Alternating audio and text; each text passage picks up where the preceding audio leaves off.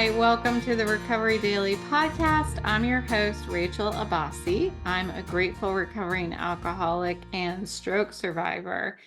And I want to get a couple of logistics out of the way, and you're going to laugh. One is you can thank me right now because I really wanted some Skittles before this podcast episode, and I did not eat them because they make my voice all scratchy and I cough and stuff. So you're welcome. And I'm dying for Skittles right now. The second thing is I just took my hair out of my ponytail, which is why it's all poofy.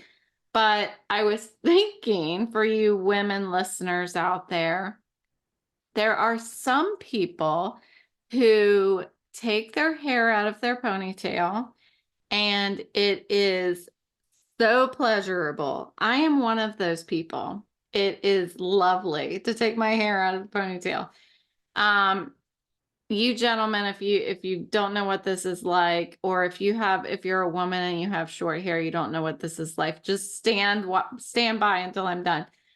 Then there are other people who take their hair out of their ponytail and they hate it, and it's extremely painful. And an example of that is my sissy. Hi, sissy. So I am going to put a poll on this episode. I can do it through Spotify. And I'm going to ask how many people like to take their hair out of their ponytail and how many people hate taking their hair out of their ponytail. And we're going to probably have a third option. Maybe I don't wear ponytails. So we're going to do that. And now we're going to move on. Okay. So the topic of today is seeking and observing your higher power. So I heard this really cool idea today about building an evidence bag of my higher power. And that really struck me. And I guess it's because I've been doing this sobriety thing to the point for the length of time that it has taken me to start seeing evidence of my higher power at work in my life. And what I do when that happens is I usually just kind of, like I look up at the sky and I'm like, I hear you. I noticed that, thank you. I most of the time will just kind of look up and say thank you, like whisper thank you. But what I heard today was about really, I think, making that more of a big deal. That's what I was hearing when this person talked about this evidence bag. So I have a project for us at the end of this episode. So you have to listen to the whole thing to start doing this project with me. And I want to talk about, so that's the observation part. And I want to talk about the seeking part, seeking solutions outside of ourselves in our higher power, especially in those moments when we feel not okay, mentally unwell. So I'm going to explore how we can seek a connection with our higher power through various means and the immediate gratification that we can access if we practice this with consistency. This episode was inspired by both the talk about the evidence bag and about some other things that I heard in my sobriety meetings today. So I was in 2 sobriety meetings today, and they really worked together, all of it, to come up with this entire episode script. So we're going to start with the moments when we feel not okay, mentally unwell. We have days when we want to retreat into ourselves. I'm thankful that I have less of those days as I work my program, my sobriety program. But life can still feel overwhelming at times. And, somebody has pissed me off, or I just woke up pissed off. I heard somebody talking about that the other day. Like, I just woke up and I was pissed off. I was in a bad mood. And that happens too. Um, for me, these moments of feeling mentally unwell, as I like to call it, are usually accompanied by feelings of agitation, loneliness, fear, anger, or they can feel way heavier than that, like the weight of the world is on my shoulders. It can feel like, what's the point? What am I doing here? What is the use anymore? Another thing that I heard today, I don't feel like healing anymore.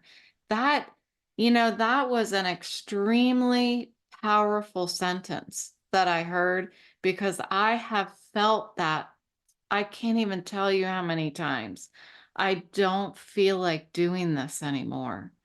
Um, I may have even talked about it in some episodes, like especially, I was going to say especially over the past 11 months, but I've only been doing it for 11 months. Anyway, I have been, I've done different things to get myself out of that. And that's another thing that I wanted to relate to in this episode. Um, these feelings, whether they are faint or strong, these feelings of just feeling not okay, or really feeling like I want to give up, are dangerous. They both are dangerous. Anywhere in that spectrum of mentally unwell is dangerous for those of us in recovery. And in those moments, we need to interrupt ourselves and reach out and connect to our higher power rather than pulling inside of ourselves. Whatever your higher power might be. My higher power is all that is outside of myself, including my own concept of God. So my higher power is all around me at all times. It is my own grantastic customized world where there is a solution in all things if I seek it. I have found that with this definition of a higher power, with this is what I choose to go with for me in my recovery, I have found that there are several shortcuts or fast tracks to connecting with my higher power. In this morning's meeting, where we read out of Spiritual Awakenings, the story was called Divine Hotline. And what I related that idea to is this bucket that I call my higher power. And these are some of the tools that I'm going to talk about today that I use to cross that sometimes ginormous gap between mental unwellness and serenity. So I thought about all of this for a bit today, about what those things are that particularly give me immediate gratification, because I wanted to share them with you. My point here is that if we're consistent and we work hard, and what is work hard? I would say that is consistency. Working hard is consistency. It's doing the action consistently. And if we do that, we start feeling immediate gratification when we seek our higher power. So I'm going to try to explain that a little better. But before I do, the more I thought about these shortcuts to my higher power, it really took years for me to get to this point.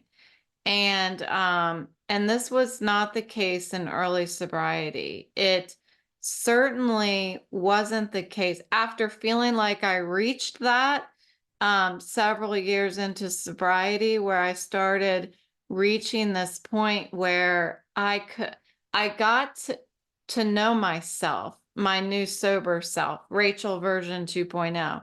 I got to know myself a little better. So I knew what things could provide me instant relief when I was feeling not okay.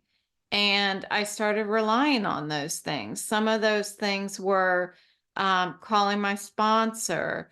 Some of those things were having a piece of candy, Skittles, to be exact. So I became familiar with alternatives to drinking. Well, when I had my stroke, those things didn't work. And I felt unwell again. And then I started to have to start getting to know, get familiar with Rachel 3.0, and what are the things that are going to help me when I am mentally unwell. And it's been difficult. It's been that is an understatement. But I'm starting to figure it out. And that is because I am consistently taking action to figure it out. I'm doing the work, I'm practicing, I'm trying things out. Did this make me feel better? No, then I'm not going to do it anymore. I've reached, I go to a psychiatrist. I'm figuring out all these hobbies, which I'm getting quite good at them actually. And it's been fun. So I lost my connection after I had my stroke. That's what it feels like. I no longer could find the solution in everything outside of myself. My higher power got a hell of a lot smaller when I had my stroke. I don't know why that is, but I found less solutions around me. But with absolute conviction in gaining my serenity back, I knew what serenity felt like.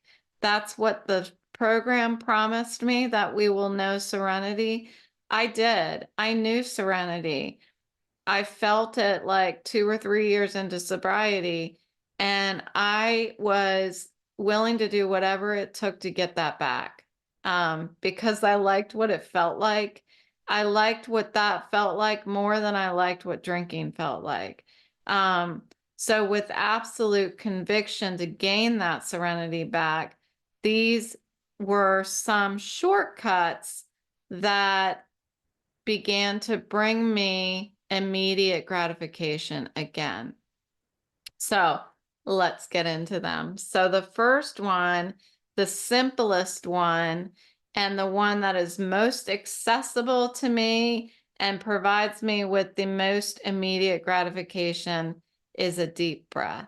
I know that may sound not like, I don't know, like really, I breathe every day. I breathe all day long. But one of the most immediate ways that I can connect with my higher power, again, my higher power is everything outside of me, is through taking a simple, deep breath. And breathing deeply and mindfully, picturing my exhale almost as exhaust, brings me back into the present moment. And usually it gives me a shot of gratitude.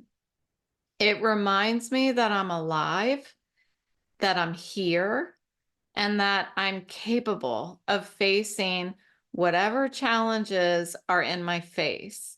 This act of breathing can feel like a direct line to something greater than myself, grounding me, providing clarity. Often I will just stop in my tracks. This happens a lot when I'm outside with my dog walking around walking around the block. I will kind of stop. Probably they stopped, and then I will just take a second and appreciate how beautiful it is to be standing there. And like the weather is nice, and I have an adorable dog, and I just for a hot second am so appreciative of everything. And I take a deep breath. And this deep breath actually started when I quit smoking. Not when I quit, yeah, when I quit vaping.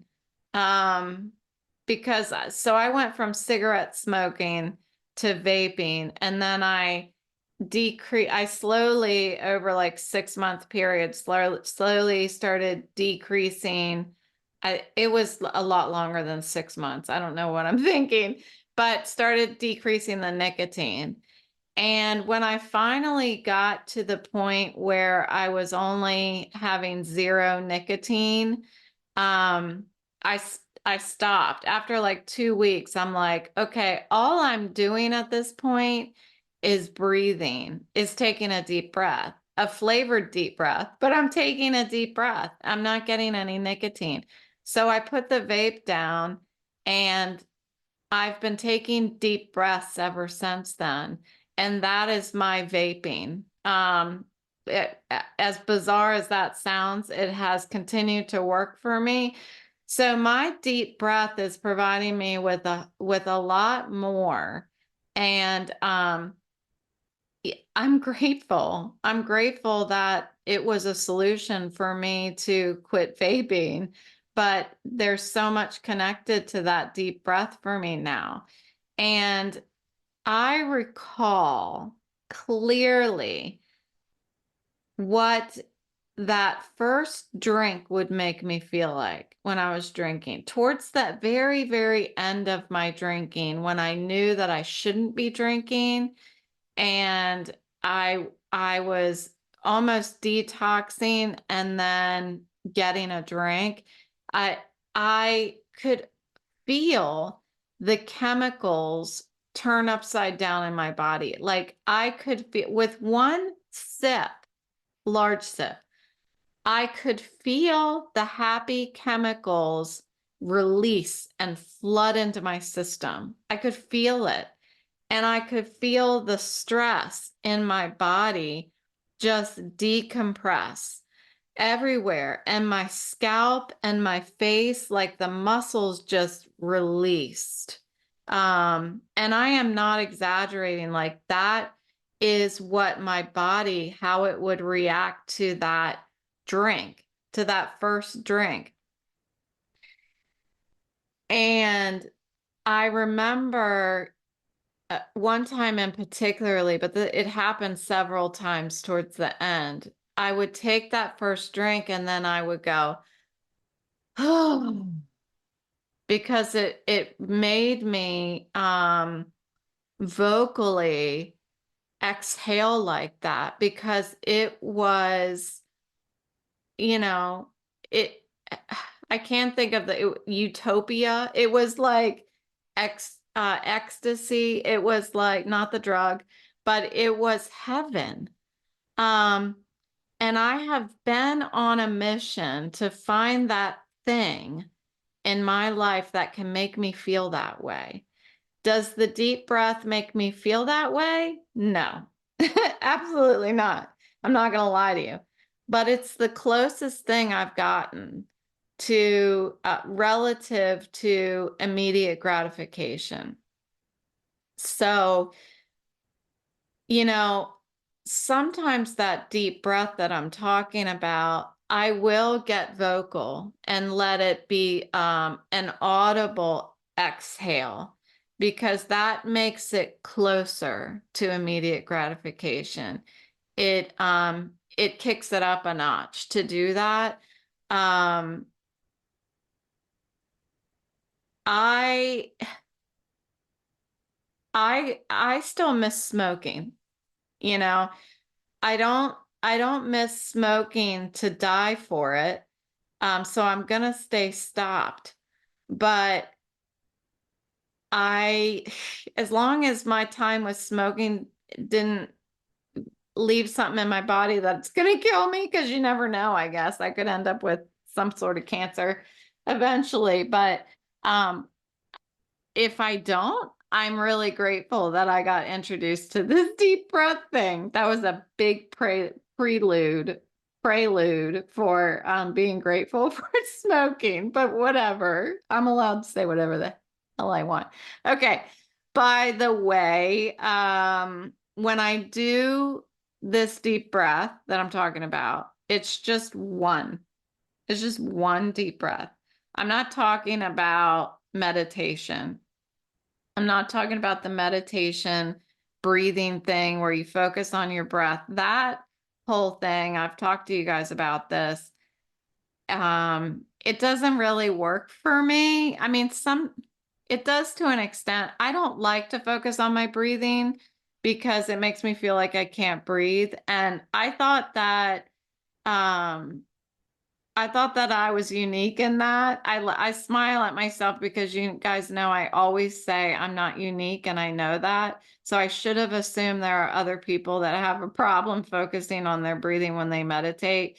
And lo and behold, I was listening to the Calm app the other day, and that's exactly what one of the meditator dudes said. He said that some people don't like to do that. So what I do when I'm meditating, when they say focus on my breathing, I actually focus on my bulldog's breathing, Boris the bulldog, because he breathes really loud. And it gets my focus off of my breathing, but it still gives me that calm, um, even flow of life, life is happening kind of thing. So, the breath, that's my first connection to my higher power. It's accessible to me at all times, and it does give me a sense of immediate gratification.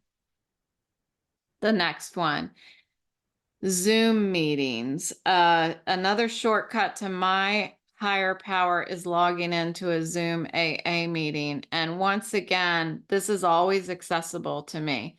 I know that a lot of us who are in the AA program have our favorite meetings, but it's important to remember that they are available 24/7, any day of the week, even on holidays and weekends, And if we are feeling unwell, mentally unwell, it's so easy to go on to the Google machine and say AA meeting on a Saturday at 3 a.m. You just stick it in there and it'll pop out a meeting. So we don't really have an excuse, but these Zoom meetings have been a staple in my recovery during these times that I can't attend meetings in person.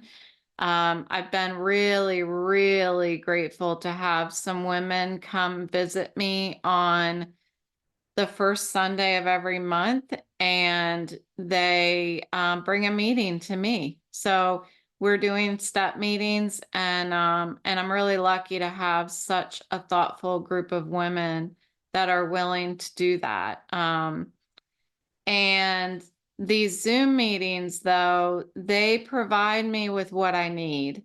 They don't always do that for everyone, but they provide me with what I need: the sense of community, shared experiences, and support. And that's invaluable to me. When I log on to a Zoom meeting every morning at 7 a.m., that is my decision to seek my higher power because they are included in my higher power.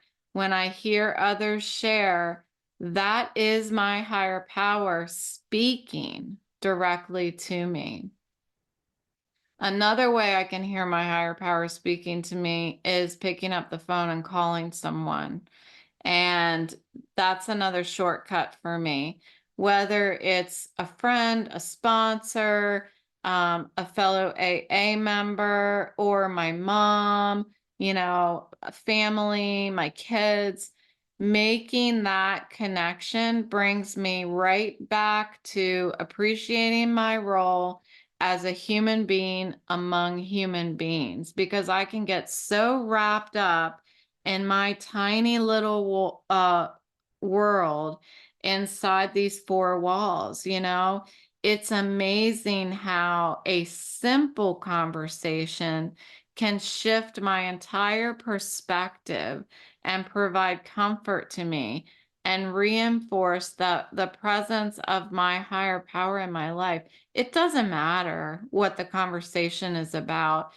It doesn't matter if I have anything to say when I call someone. And I've realized that. And that has taken a lot of practice too. That has taken some work with my psychiatrist to pick up the phone. We are told in the sobriety program to pick up the phone because the phone can be heavy. I have a real resistance to picking up the phone. I don't know why. I shouldn't say that because I had an episode on that. I don't know why. But it's because I feel like I'm bothering somebody. I'm interrupting them. It takes work, that's why. And I need to treat it the same way that I treated going to my Saturday morning AA meetings in early sobriety. It doesn't matter if I want to do it. As soon as I get that little tinge of an excuse for not doing it, that's when I need to just pick up the phone. Don't let myself for another second talk myself out of it. Just do it. Pick up the phone. So that is direct access as well. And it provides me with immediate gratification. It really does. Spending time with my puppies. So I am, like I said, I'm in these four walls constantly, but these two puppies are in these four walls with me. I call them puppies. They are 3 years old. No, 4-year-old. I think Autumn is turning 4 in July. Yeah, I'm pretty sure she's turning 4 in July. She's the Weimaraner. And Boris the Bulldog is 2.5. So spending time with my puppies is yet another way that I can connect with my higher power. And it's noticeably grounding when I let go of my thoughts, when I get out of here and I get present with my dogs. Their unconditional love is, it's immeasurable, their desire to play with me, it's never ending. It's that stuff. It's looking at Boris the Bulldog. Let me just tell you. So when he was little, when he was tiny, tiny, tiny, he had tiny, tiny, tiny little wrinkles and droopy, droopy lips. And as he got older, the wrinkles got bigger and the lips got bigger. Well, eventually his teeth came in. And when he looks at you, he's got these tiny little baby teeth right in the front on his bottom jaw. And they are just the size of like a little baby's teeth that come in.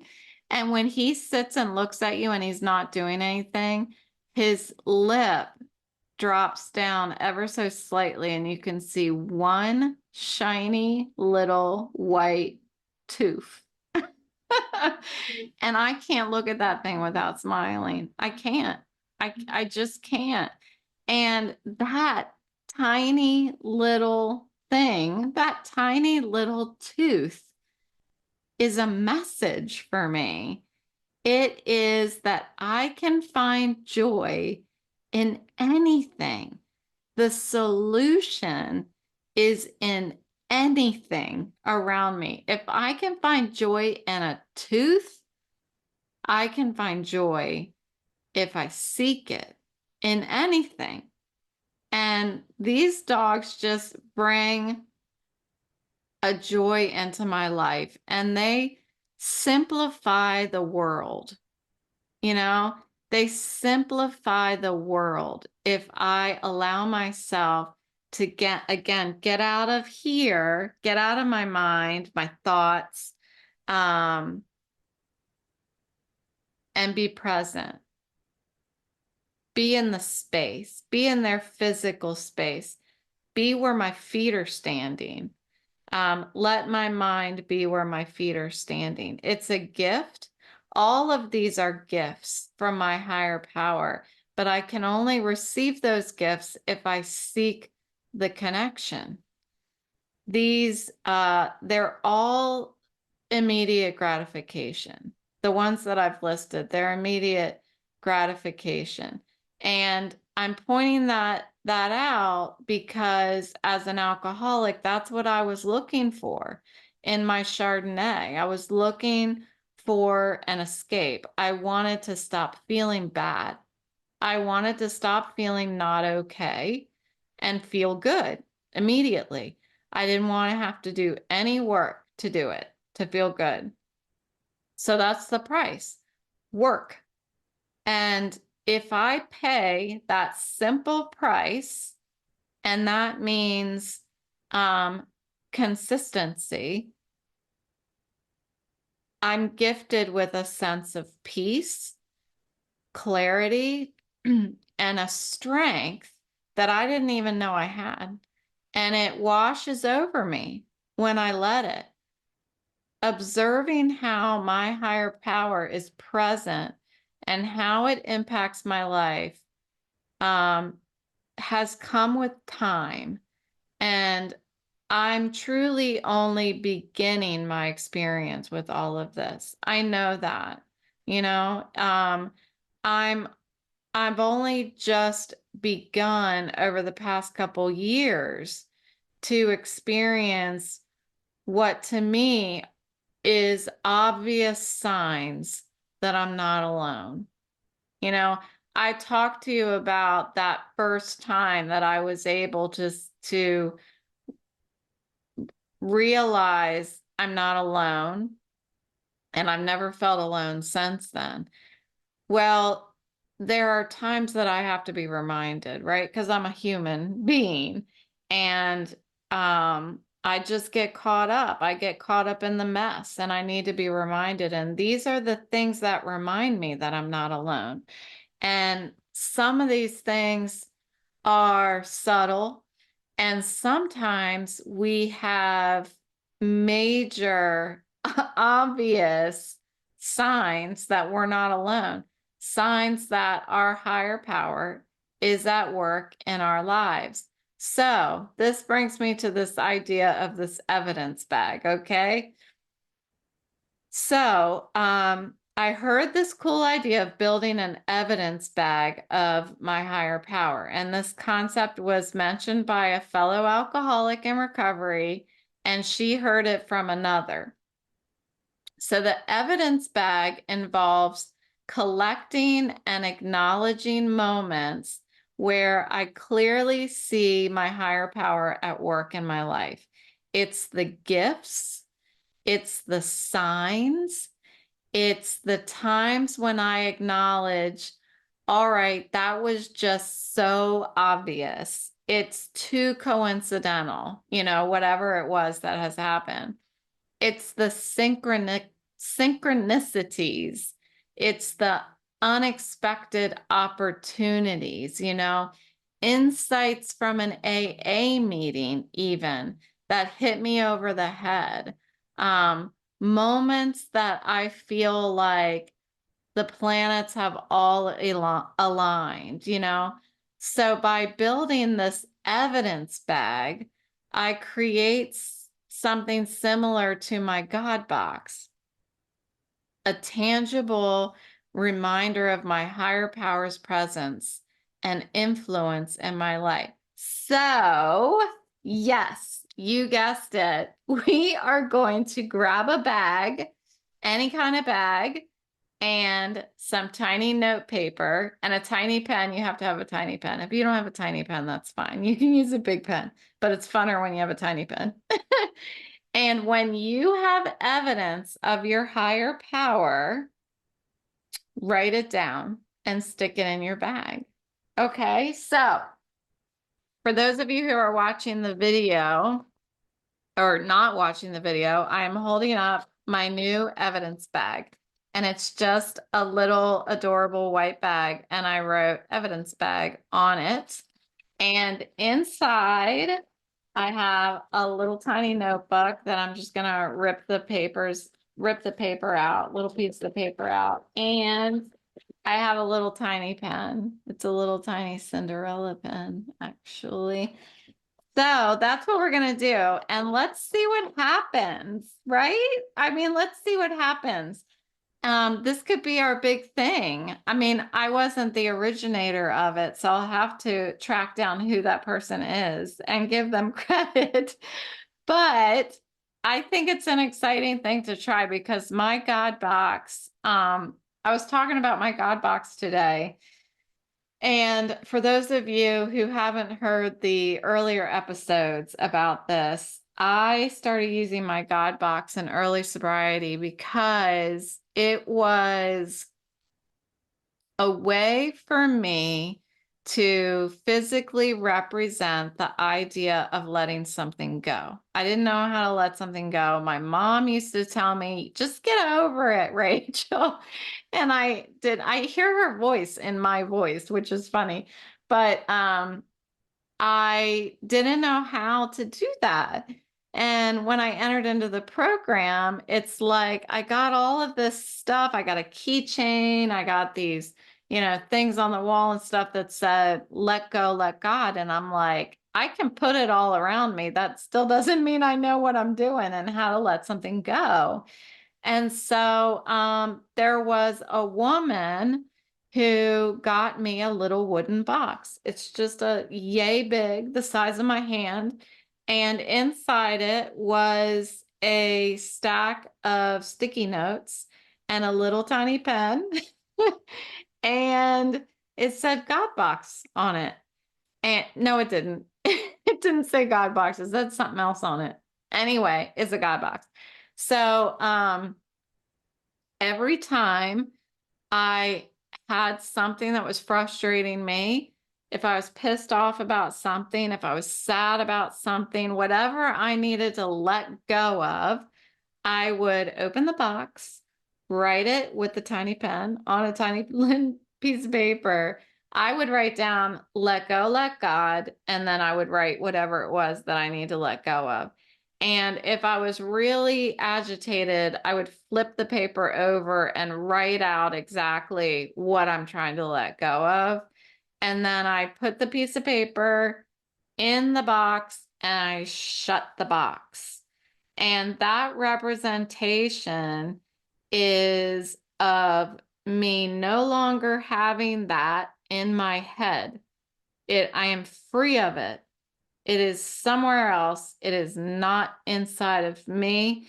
And so that's one part of it, is that I don't own it anymore. I don't have it. I can't touch it. I can't see it. I can't pull it back into my head because it's trapped inside that box. And it's a God box. So that means that I picture that box being God's hands. And I just put the I just put it into God's hands and I closed his hands. That's what I did. So this has really helped me over the years, and I still have the box. I don't always use the box because I'm practiced at it, so I don't always need the box.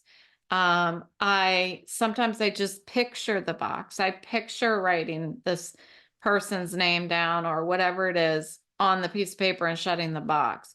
But sometimes I'm still very disturbed and I need to actually pull the box out. And things are pretty, I'm pretty pissed off if I have to pull the box out, but it's not hidden somewhere. I just have it on a shelf. Um, but what I was telling my friends today was that every person that I have ever written down on a piece of paper in that God box, if they were from my job that I was working at, they got let go from the job. They got let go in some way, shape, or form. So if your God box ends up having magical powers like mine, then good for you. So I want to see what this evidence bag does. I'm kind of excited about it. You know, I love me some new projects. So there we have it. Okay. So thank you for listening. And I think I have some newcomers today. So welcome. And thanks for listening to the Recovery Daily podcast. If you enjoyed this episode, please click like if it's available on the podcast platform that you're tuning in on, and subscribe. And be sure to follow Recovery Daily Podcast or myself, Rachel Abbasi, on social media. There's lots of other fun stuff that I update on social media, including my upcycle projects, which I just started a new one today, tonight. I started working on it. I came upstairs to record my podcast and I'm like, let me just do a little work on this new project first. So, yeah, I know. I just never stop. I never stop. So, thanks for listening. I will talk to you tomorrow.